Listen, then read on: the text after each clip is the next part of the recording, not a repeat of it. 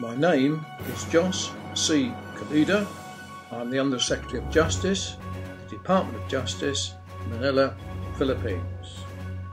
I am honoured to write the foreword of David Clarke's book entitled Trojan Warriors. Objective: Setting Captives Free. The intriguing title of the book alludes to the Greek mythology about the rescue of Helen of Troy by using a wooden horse that hid the warriors. I can understand the literary license that the author employed to catch the attention of the reader, because a book, and be of any use, must be read. However, this book is not about deceptive tricks to mislead the enemy. The underpinning premise of this book is that all men have sinned and fall short of the glory of God.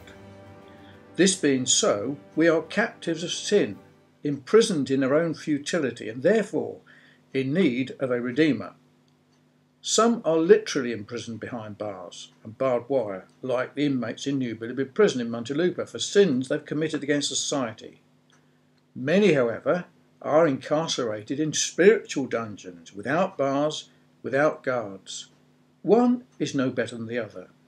Both prisons eventually lead to destruction and death unless God intervenes. God's loving kindness and intervention in man's history is the core message of the gospel and of this book.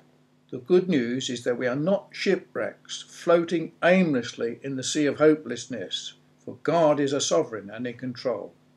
There is a God who loves men, who desires to salvage them and make useful lives once again, according to his original plan. This is what salvation is all about.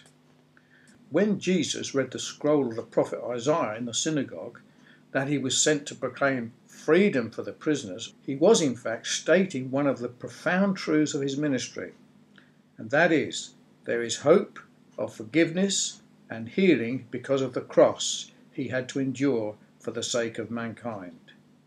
The choice whether we should remain prisoners or not is not ultimately left to ourselves but to God.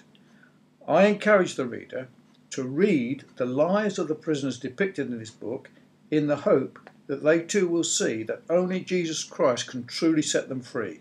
Jos C. Calida, Manila, 2001.